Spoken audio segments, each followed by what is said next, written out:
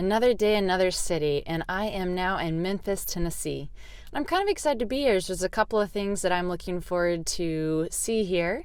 One of them is the Lorraine Motel, which I'm actually sitting outside of right now. Another thing which I won't be able to see is Graceland, which is the home of Elvis Presley. I'm not a big Elvis fan, but it's just one of those things. If you're here, you might as well try to see it. But the tickets are around $60 and go up from there, depending on what experience you want to have while you're there. But there's all kinds of other things for Elvis that I'll hopefully be seeing other places. So welcome to Memphis, Tennessee.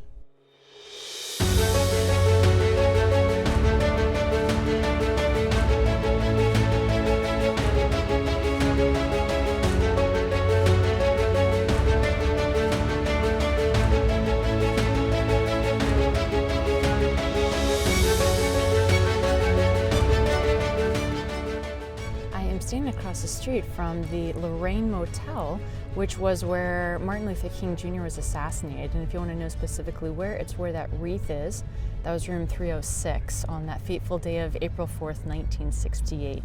Interesting enough, they say that back then the hotels were mainly whites only. So if you're black and traveling around, it was a little bit difficult to find anywhere to stay. But this was one of the few that did allow black people to stay there. And the side of the street that I'm standing on was a boarding house, and unfortunately this is where the shot came from. And they were able to find some paraphernalia, but of course they never found the actual shooter. But this whole block, you're able to walk around and just kind of see, where it all took place. And then behind me here is the National Civil Rights Museum. Unfortunately, it's closed right now, but I would love to visit that given the chance. But until then, at least I can see where this little piece of history happened here in Memphis. Hopefully the wind isn't too bad, but I just left the museum behind me, the Memphis Rock and Soul Museum. It was really, really good. It basically is talking about where blues and soul music comes from, and how Memphis was such an inspirational point for all of that, and how back at a time when everything was so segregated, this was the one thing that brought people together, both black and white. It's just really well done. So if I can recommend a museum here in Memphis, this is it.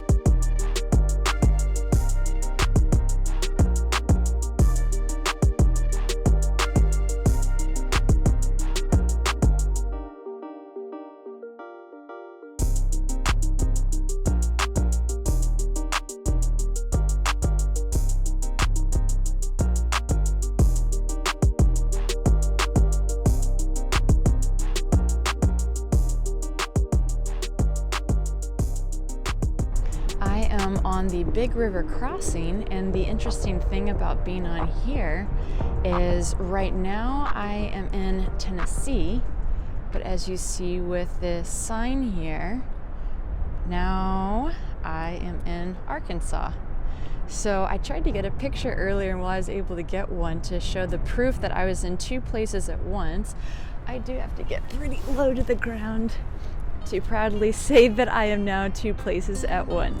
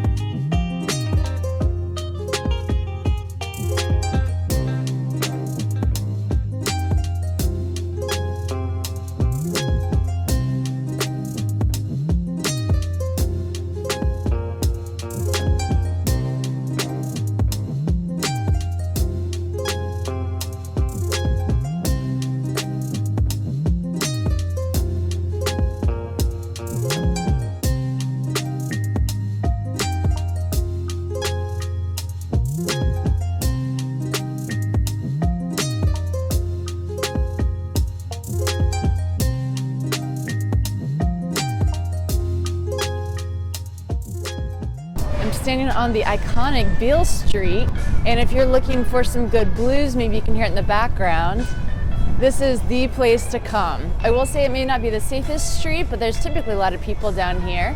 Today's a holiday, so there isn't, but yeah, it's still really unique to check out.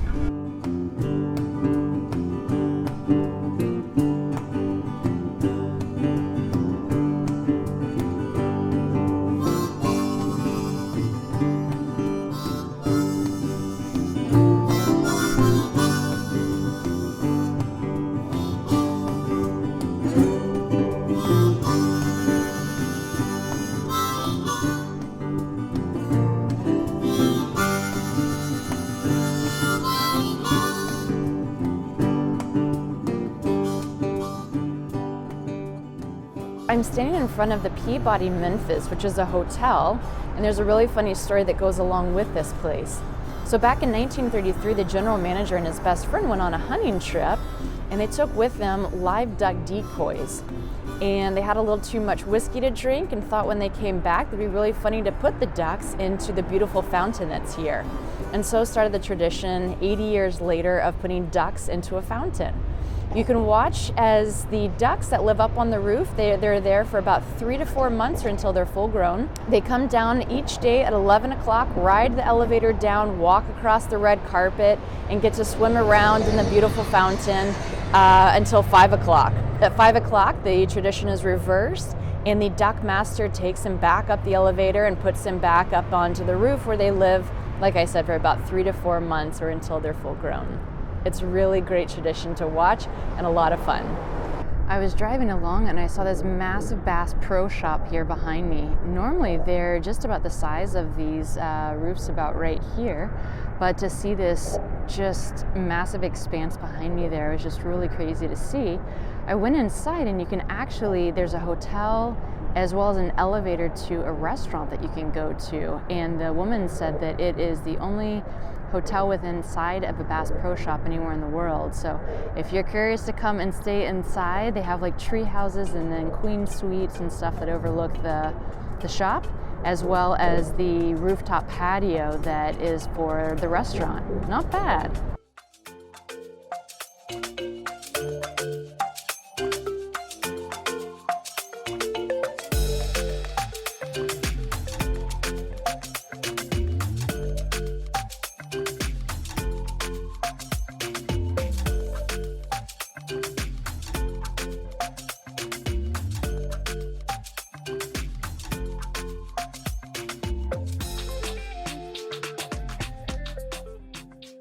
I'm sitting outside of Sun's studio, and while you might not recognize the name of it, I'm sure you probably recognize some of the artists that have recorded here, such as Jerry Lee Lewis, Johnny Cash, and Elvis Presley. Like so many museums these days, though, it is closed right now, but I thought it might be at least cool to see the outside of it.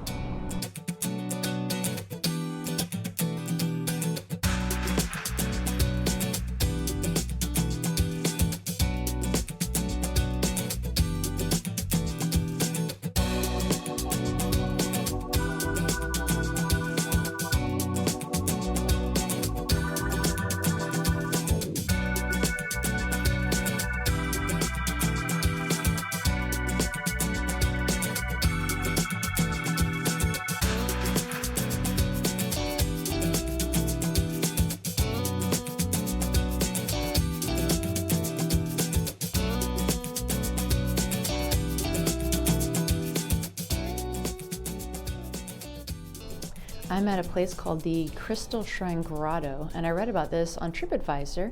Even though it's about 20 minutes from downtown, I still thought it'd be worth checking out. And I came in the evening just because I didn't have any time today. I thought it'd be a little bit smaller, but it's actually a lot bigger than I thought, and it's really, really pretty. So let me see if I can turn around a little bit here and show you this. So yeah, you just kind of walk through the area here, and as you see, like right back there, there's the manger. So a lot of this is a religious story of the story of Jesus, basically, and different things that he did while he was here on earth. But regardless, kind of just looking up around at the crystals and stuff, it is very, very pretty. I'm here at night, so it's really pretty to see with all the lights on. Okay, so my time in Memphis is now done, and so one of the things I wanted to say that I really loved about being here was the cute little Peabody ducks. I thought they were so cute, and the fact that that's a tradition that they have and it's free. That's just really, really fun to go and experience at least once in your life. Another thing that I really enjoyed was the Crystal Shrine Grotto. The fact that that's man-made and has a little bit of a story there and stuff was just really pretty and surprising to see. So I was glad I was able to see that, another free thing. And then the last one that I really enjoyed was the Memphis Rock and Soul Museum. It was really interesting. I talked to my mom yesterday about being there, and it was cool to hear her perspective on how the music before, it was just such a different genre back then where, you know, families all listened to the same music and, you know, that was just what it was. And then when the 50s hit, everything started really splitting and you all kind of started having your own personal, you know, styles as far as music. The kids would like one style and the parents would like another, and it really just started becoming a lot more diverse than it ever had before. So it was really interesting just to kind of talk to her a little bit more about my experience there at the museum. One thing that I didn't like was just that Memphis is not very walkable. There are a few places that you can park and get to a few things, like the Lorraine Motel and Main Street and things like that, but I felt like it was a lot more spread out than Tulsa or Little Rock had been. So that was one thing that, you know, was lower on my scale, if you will, maybe like a 5 or 6 for walkability. And then the other thing is that it was just a little bit more run down than I was expecting. I don't say that's necessarily a bad thing, but it was just, yeah, a little bit different than I was expecting. One of the things was when I was at the Lorraine Motel, there was a girl and she had a sign that says no more gentrification. And for my foreign friends that don't have English as a first language, the word gentrification basically is knocking down old buildings and building new ones in its place. And you may think, well, that, you know, there's nothing wrong with that. But the thing is typically when they build newer homes, they're bigger, better, and people have to pay more money for them. And then soon that area becomes a lot more wealthy than it was previously. The problem with that is the people that do have homes and stuff in that area, they suddenly can't afford to stay in their own home that they've had all their lives, and maybe their parents lived there all their lives as well. So it sounds like some things might be changing with Memphis, but as of right now, it's still interesting to walk around and see some of the history and all of the blues and music that is there. And so it was just really unique to go to Memphis, Tennessee. So I am actually heading out just here in a few minutes and going to my last and final stop.